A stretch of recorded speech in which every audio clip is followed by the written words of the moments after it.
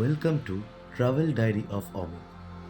আমার ডায়েরিতে নতুন একটি ট্রাভেলের গল্প যুক্ত হয়েছে। এবার যাচ্ছি আমরা ওয়াও বাইকার্সরা ঢাকা থেকে মিরিঞ্জা ভ্যালি, আলীকদম, বান্দরবন এবং কক্সবাজার। আমাদের 17 জনের 4 দিনের একটি জার্নি আমার ডায়েরিতে লেখা হয়েছে, সেটাই শোনাবো আপনাদের। আজ 27শে নভেম্বর, ভোর 4টা।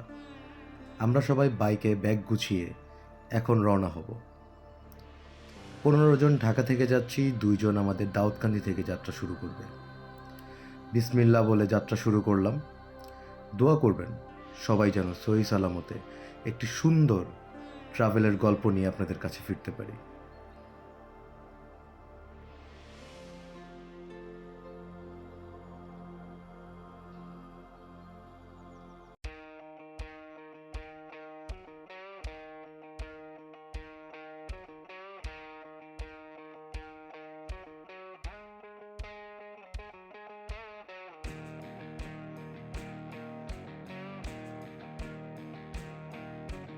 এমন সুন্দর একটি কুয়াশাময় শীতের সকালে হাইওয়েতে বাইক চালানোর আনন্দ সেটা অন্যরকম, সেটা না চালালে বোঝানো যাবে না।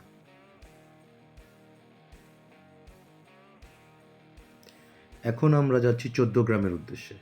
সেখানে একটি ব্রেক নিব, সবাই সকালে নাস্তা করব, তারপরে আবার যাত্রা শুরু করব।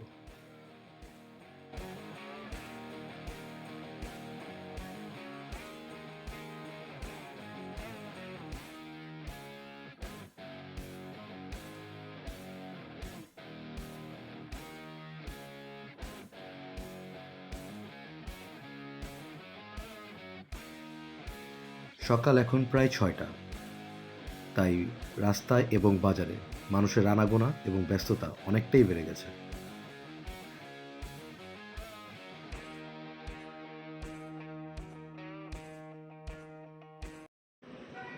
আমরা চলে আসছি আমাদের first break, hotel highway in.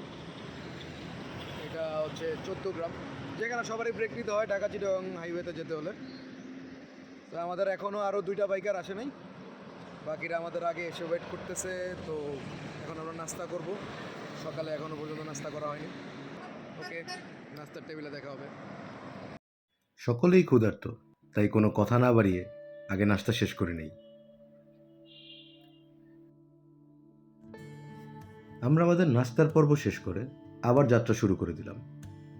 এরপরে দেখা হবে বায়েজিদ লিংক রোড, চট্টগ্রাম।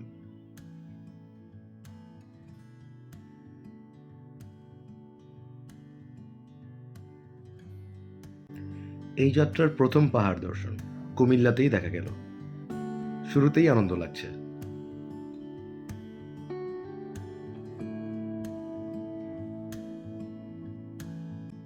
আমরা বায়েজিদ লিংক রোডে চলে আসছি। অনেক দিনের ইচ্ছা ছিল এই রোডটাতে আসব, কোনোভাবে হয়ে উঠছিল না। অনেক দিনের চেষ্টার পরে আজকে আমরা সফল হলাম। রোডটা আসলেই সুন্দর, ছবিতে যতটা না দেখেছি বাস্তবে তার চেয়ে বেশি সুন্দর মনে হচ্ছে।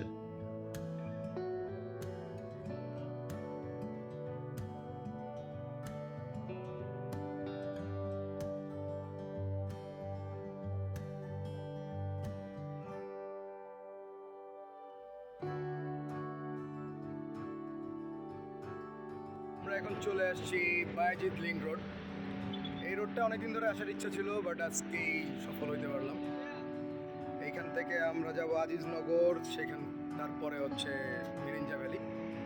রোডটা আসলে সুন্দর, আমরা যদি দেখাই পিছনের দিকটাও, দুই পাশে পাহাড়, মাঝখানে রোড, সুন্দর, আসলেই সুন্দর। আমাদের কিছু ফটো সেশন এবং ভিডিও সেশনের পরে আমরা আবার যাত্রা শুরু করব কিছুক্ষণের মধ্যেই।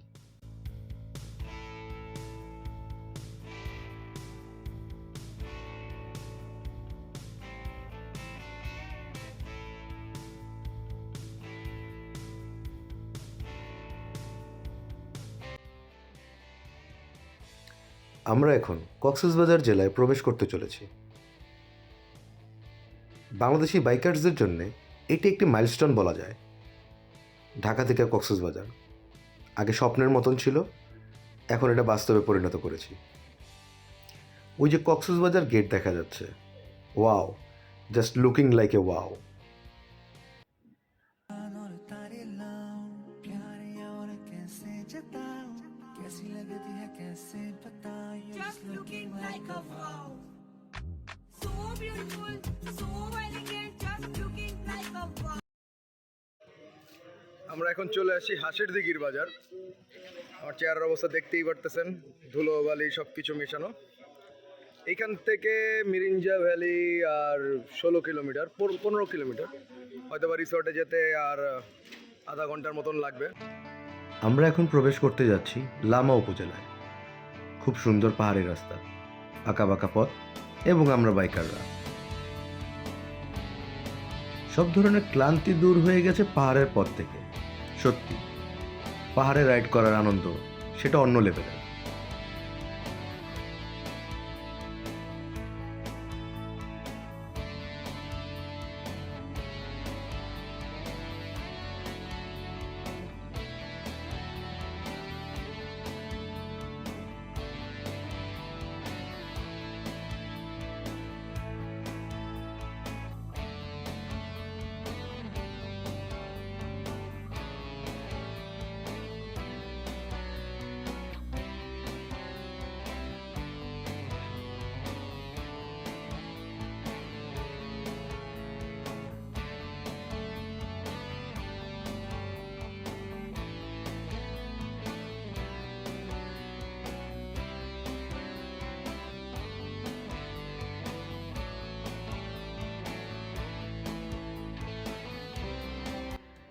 আমরা এখন সেনাবাহিনী চেকপোস্টে চলে আসছি, মিরিঞ্জা ভ্যালির খুব কাছে।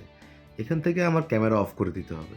সবার নাম ঠিকানা এন্ট্রি করে এনআইডি জমা দিয়ে তারপরে আগে বাড়তে হবে।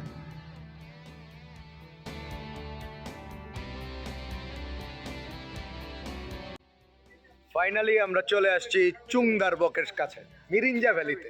এই যে চুংদারবক থেকে 10 মিনিট বাইকে আমরা বাইকে একটু অফরোডিং করে যেতে হবে। তো ফাইনালি আমাদের অনেক দিনের প্ল্যানিং এর পর তালুকদার ভাই এবং আমার অনেক ধরনের কসরত করতে হয়েছে, ছুটির জন্য অনেক ধরনের টেকনিক করতে হয়েছে, ল্যাপটপ নিয়ে এসেছে। ল্যাপটপও সাথে নিয়ে আসছি, তারপরে যে এই ছুটি ম্যানেজ হয়েছে। যাই হোক, থ্যাঙ্কস টু আওয়ার বস, আমাদের টিম লিডার, আমাদের কান্ট্রি ম্যানেজার, তাদেরকেও থ্যাঙ্কস দিতে ভুলবো না আমরা, কারণ তাদের ছুটি না দিলে তো আমরা আসতে পারতাম না। হ্যাঁ, ফাইনালি অনেক প্রায় আমরা 370 কিলোমিটার রাইড করার পরে আজকে এখানে এসে পৌঁছেছি।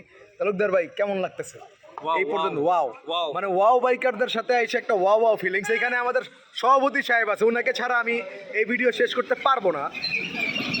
এই যে আমাদের সভাপতি সাহেবও চলে আসছে। সভাপতি সাহেব, looking like a wow wow wow wow. কেমন লাগতেছে? অনেক রাইড করলাম, অনেক পর্বত পাড়ায় আসলাম আমরা। আলহামদুলিল্লাহ ভালো লাগতেছে। এখন একটু পেট ঠান্ডা করতে হবে। সবাই খুব ক্ষুধার্ত, এখন খাওয়া দাওয়ার জন্য হোটেল খুঁজতেছি আমরা, কই কি খাওয়া যায়। খাওয়া যায়। দেখি রিজিকে কি আছে আজকে। ওকে, রিসর্টে ঢোকার পর দেখা হবে। আমাদের লাঞ্চ সেরে রিসর্টে আসতে আসতে অনেক সময় লেগে গেছে। অন্ধকারের মধ্যে অফরোডিং করতে অনেক কষ্ট হয়েছে, তাই আর কোনো ভিডিও করতে পারিনি। খুব টায়ার্ড ছিলাম। এখন আমাদের ডিনারের সময় হয়ে গেছে, রাত বাজে 10:30। এখন আমরা ডিনার হাতে পেয়েছি, চিকেন বারবিকিউ এবং পরোটা। এত দুর্গম পাহাড়ে যা খাবার দিয়েছে, আলহামদুলিল্লাহ। শুভ সকাল ফ্রম চুংদারবক, মিরিঞ্জা ভ্যালি। কালকে রাত্রে আসতে অনেক দেরি হয়ে গেছিল। এই টেন্টে আমরা রাতে ঘুমিয়েছি। চলুন দেখি সকালের ভিউটা কেমন, যার জন্য এত কষ্ট করে মিরিঞ্জা ভ্যালিতে আসা।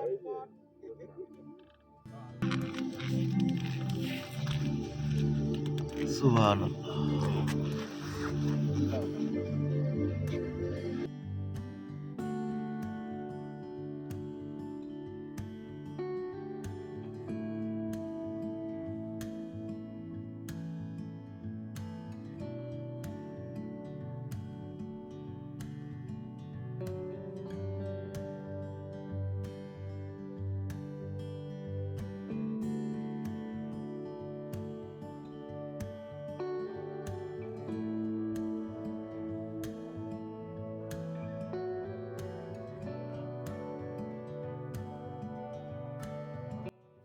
সুবহানাল্লাহ, এক কথায় অসাধারণ।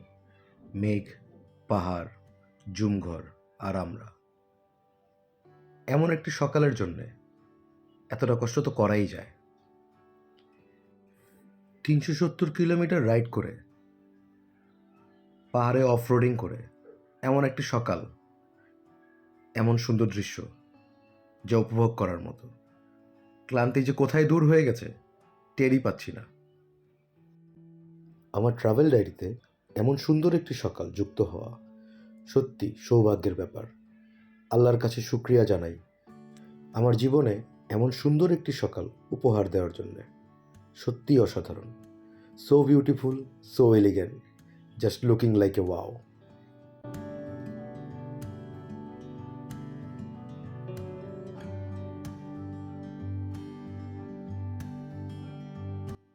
এই হচ্ছে আমাদের জুম ঘরের ভিতরের অবস্থা।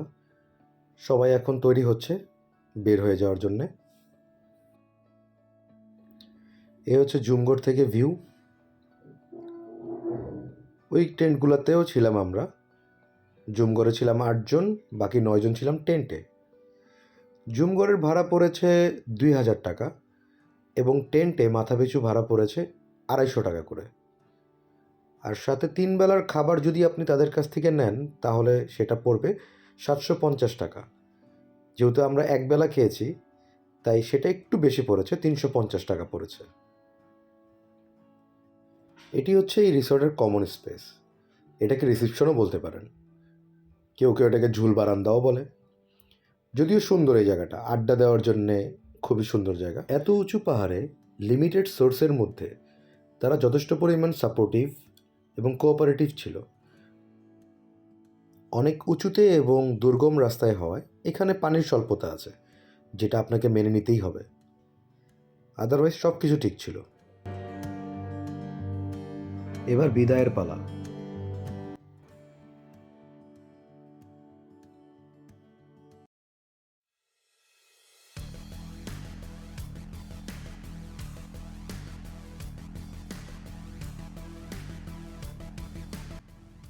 শুরু হয়ে গেল আজকের নতুন চ্যালেঞ্জ। এই অফরোডিং করে আমাদের নিচে নামতে হবে। রাতের বেলায় অফরোডিং করে উঠেছি, দেখতেই পারিনি আশেপাশে কী আছে। যদিও পাহাড় অনেক সুন্দর, বাট অফরোডিংয়ের রাস্তা একটু ডিফিকাল্ট। তাই যদি কারো অফরোডিংয়ের অভ্যাস না থাকে তাহলে সাজেস্ট করব যেন কেউ বাইক উপরে না নিয়ে আসে। নিচে পেইড পার্কিংয়ের ব্যবস্থা আছে, সেখানে রেখে আসলেও হয়। এখন ভাবছি রাতের অন্ধকারে এই রাস্তা কিভাবে ক্রস করেছিলাম। সত্যি খুব ডিফিকাল্ট ছিল। যাই হোক, আলহামদুলিল্লাহ সবাই সুস্থভাবেই পার করে গেছি এবং ফেরতও যাচ্ছি। এই রাস্তা যে আসলে কতটা ঢালু সেটা ক্যামেরায় বোঝা যায় না, লাইভ না দেখলে আসলে বুঝতে পারবেন না কতটা ডিফিকাল্ট রাস্তা এটা।